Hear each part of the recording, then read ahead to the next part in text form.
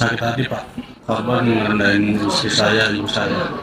Korban menjadikan istri saya orang tua saya.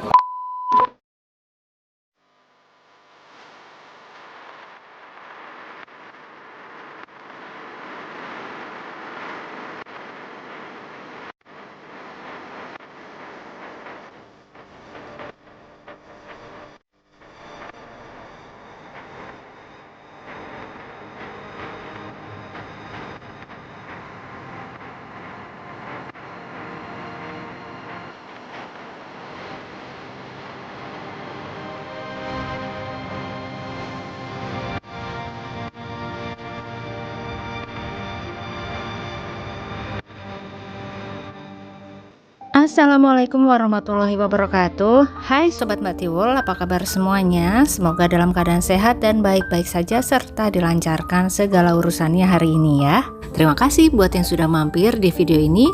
Boleh dibantu like dan subscribe-nya ya.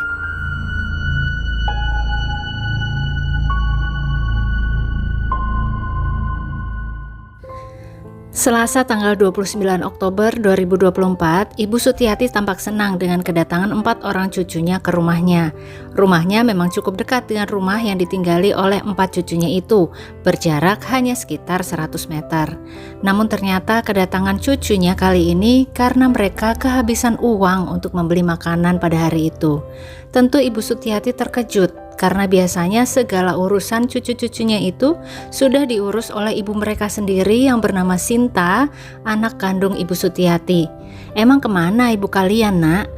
Kemudian keluarlah semua cerita dari anak-anak tersebut, di mana 2 hari sebelumnya ibu mereka yang bernama Sinta Handiana itu berpamitan untuk pergi bekerja seperti biasa. Namun tidak lagi bisa dihubungi sampai hari Selasa itu. Sinta Handiana ini tinggal dengan keempat anaknya di sebuah rumah kontrakan sederhana di sebuah gang yang terletak di Jalan Babakan, Kelurahan Binong, Curug, Tangerang, Banten. Sejak ditinggal pergi untuk selamanya oleh sang suami karena penyakit jantung dan liver beberapa tahun lalu, Sinta memilih untuk tinggal di kontrakan tersebut karena dekat dengan rumah orang tuanya. Dirinya pun masih terus bekerja di sebuah perusahaan yang ada di Jakarta sebagai tenaga administrasi. Berangkat siang atau sore hari dan pulang di pagi hari keesokan hari. Begitulah kegiatannya sehari-hari. Dan di pagi harinya dia membuka sebuah warung kecil-kecilan di seberang gang rumahnya. Semua dia lakukan semaksimal mungkin untuk menghidupi keempat anaknya, di mana yang paling besar baru saja menyelesaikan sekolahnya dan baru akan mulai bekerja. Sedangkan ketiga adiknya masih duduk di bangku sekolah. Bisa terbayang besarnya kebutuhan yang harus dipenuhi oleh Sinta ya sobat. Terakhir Sinta menghubungi anaknya adalah di hari Minggu tanggal 27 Oktober sekitar sore atau malam hari saat sudah berada di Jakarta. Sinta meminta kepada salah seorang anaknya untuk mengiriminya foto dirinya yang sedang mengenakan jilbab. Dan dibalas sang anak dengan mengirimkan foto ibunya berjilbab dan dalam posisi berdiri, tampak sangat cantik. Sang anak tidak menyadari bahwa itu adalah pesan terakhir dari ibunya.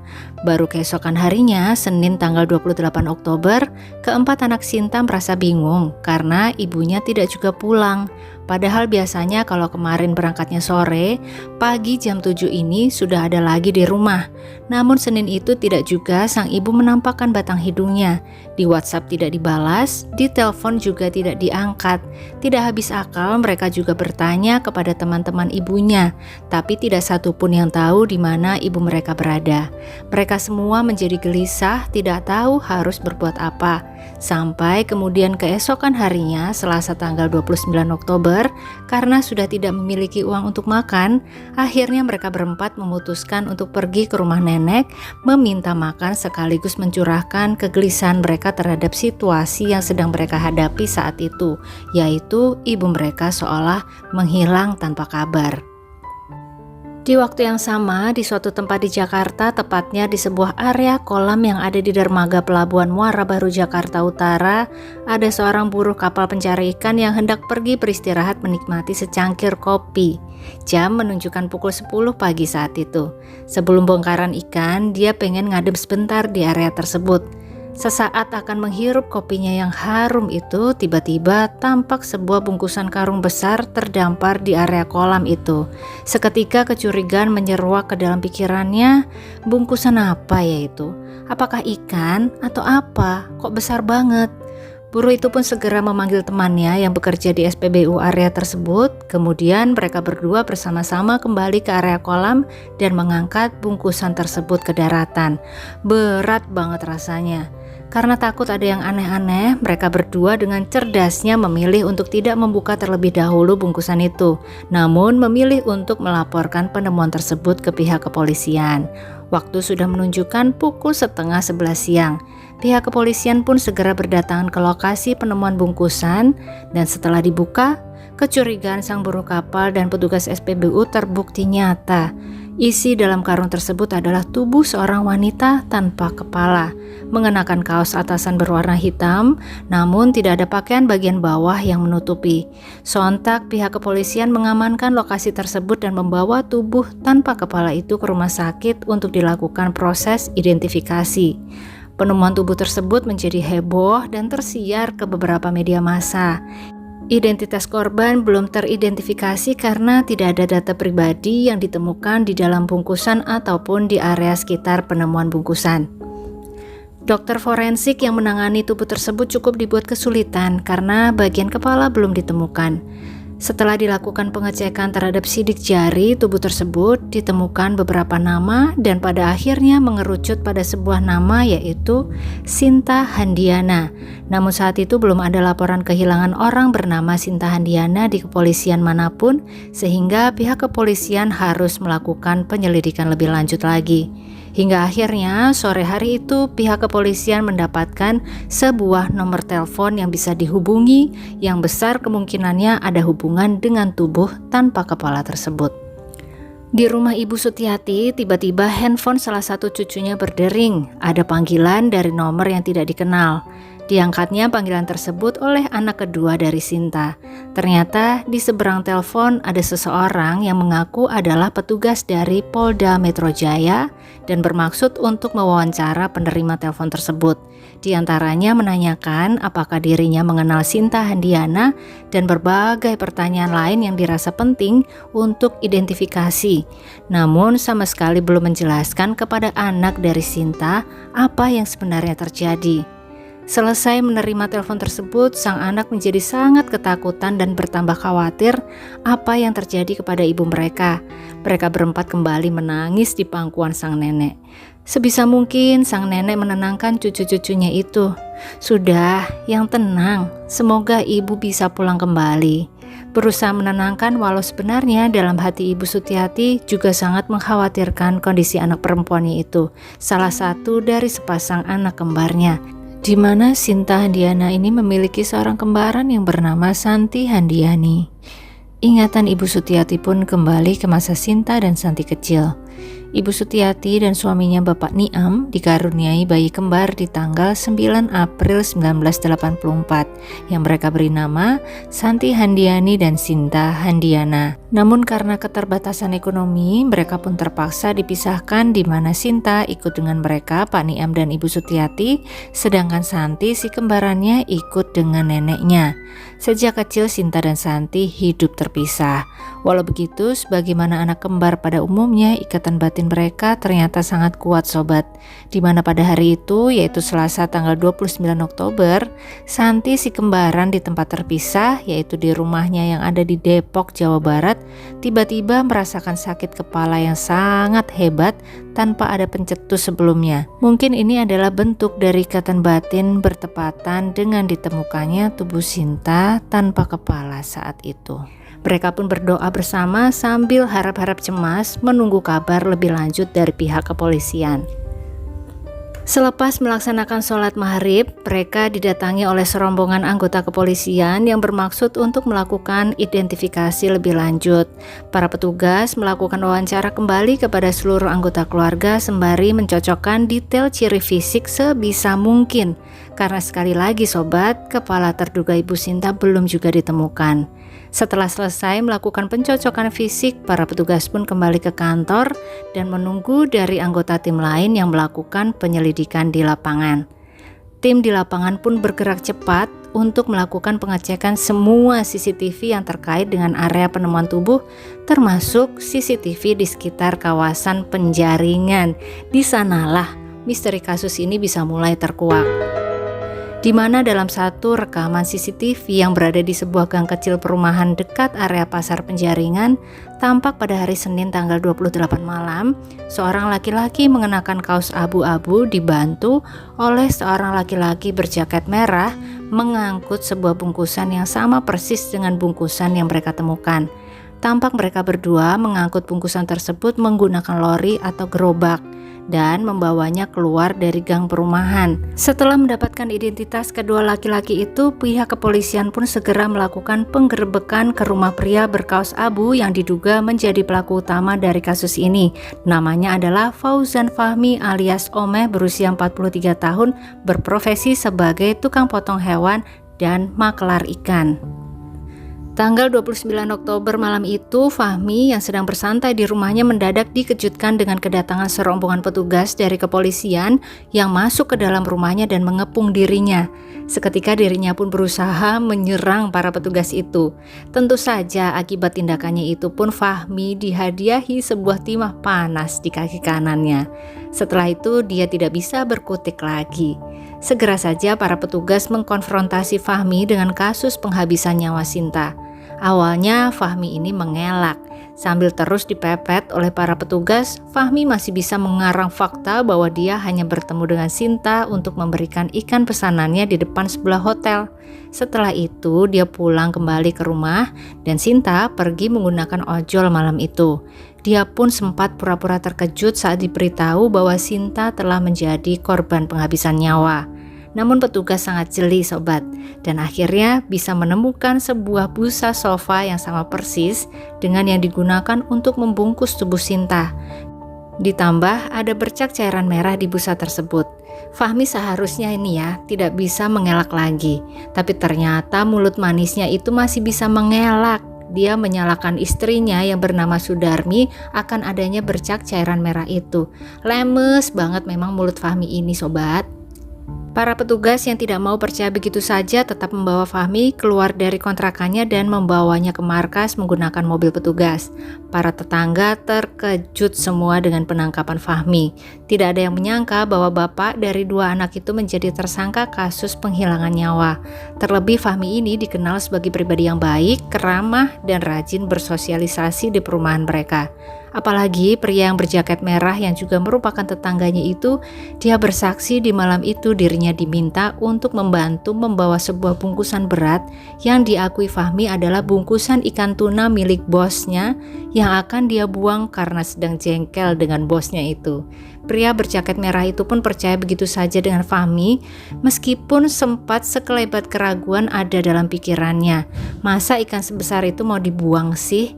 Namun karena malam itu Fahmi terus ngoceh bahwa dirinya sedang kesal dengan si bos, maka pria berjaket merah itu pun terpecah konsentrasinya mendengar curhatan dari Fahmi.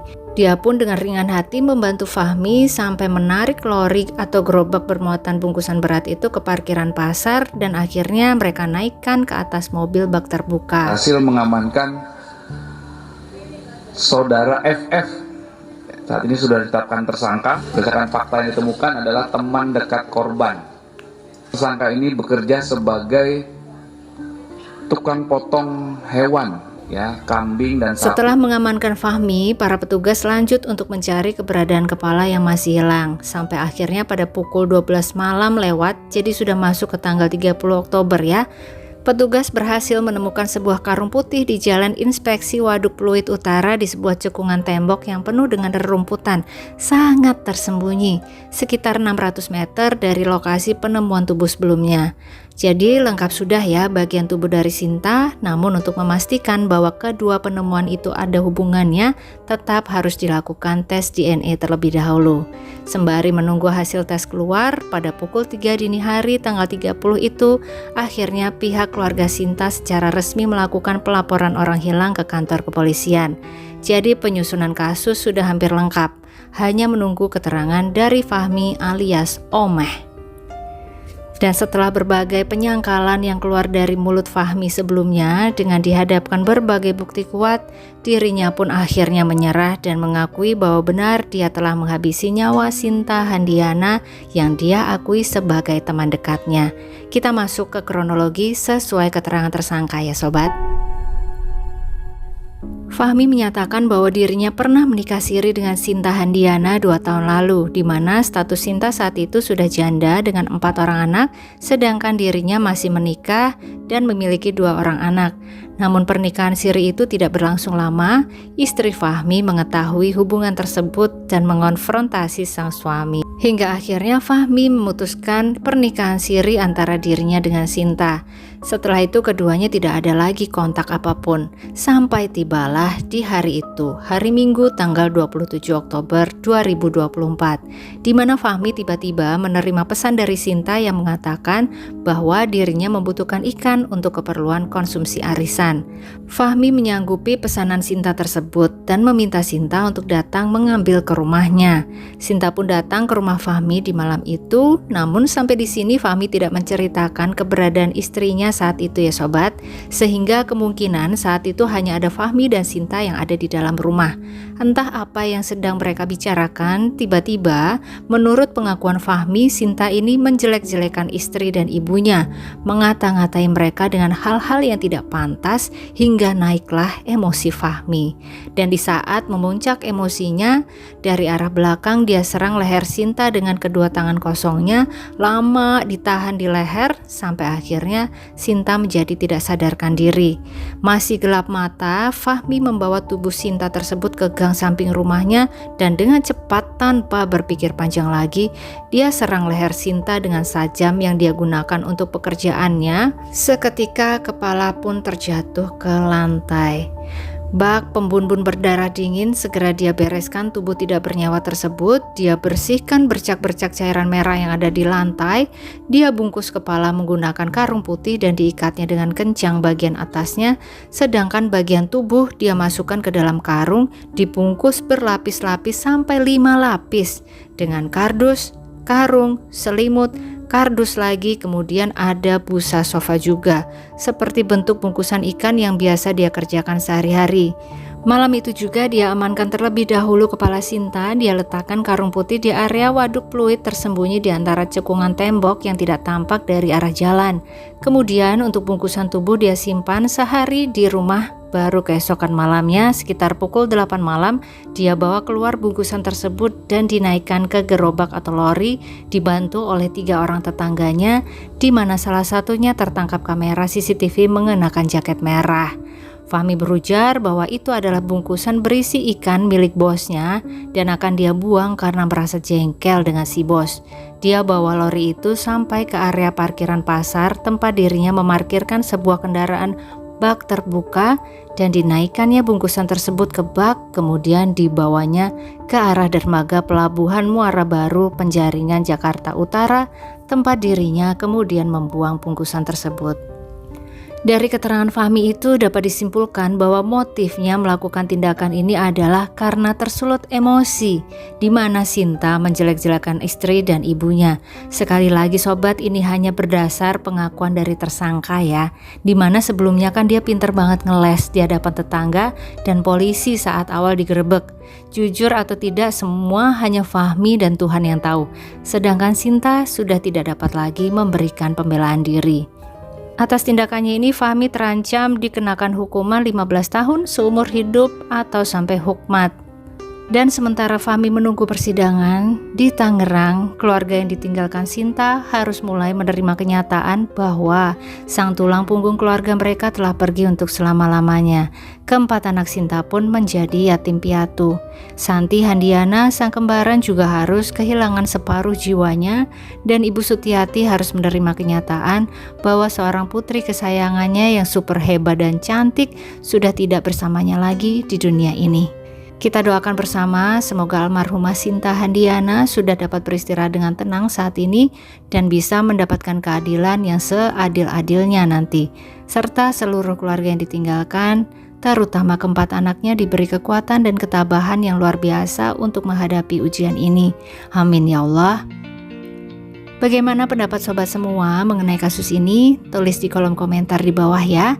Dan jangan lupa untuk selalu berhati-hati dan selalu berdoa, memohon perlindungan Tuhan dimanapun dan kapanpun kita berada. Demikian kisah kita kali ini. Terima kasih banyak untuk yang sudah bersedia meluangkan waktunya menonton hingga akhir. Jangan lupa like-nya kalau suka sama video ini, tapi kalau kurang suka atau kurang berkenan, mohon di skip saja ya sobat. Sampai ketemu lagi di kisah-kisah selanjutnya dan selamat beraktivitas kembali. Wassalamualaikum warahmatullahi wabarakatuh.